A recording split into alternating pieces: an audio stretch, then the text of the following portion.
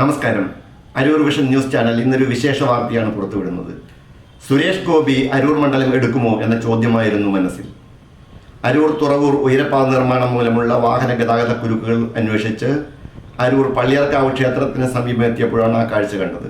സാക്ഷാൽ കേന്ദ്രമന്ത്രി സുരേഷ് ഗോപിയാണെന്ന് തോന്നിക്കുന്ന ഒരാൾ ഗതാഗതം നിയന്ത്രിക്കുന്നു. അന്വേഷണത്തിൽ പ്രദേശവാസിയായ ചിറ്റയെഴുത്ത് വീട്ടിൽ ജയചന്ദ്രനാണ് അദ്ദേഹം എന്ന് തിരിച്ചറിഞ്ഞു. ഇതിനകം പല സോഷ്യൽ മീഡിയയിലും ചാനലുകളിലും അദ്ദേഹം സുരേഷ് ഗോപിയോട് സാദൃശ്യമുള്ളതിനാൽ പ്രത്യക്ഷപ്പെട്ടു കഴിഞ്ഞു എന്നും അറിഞ്ഞു.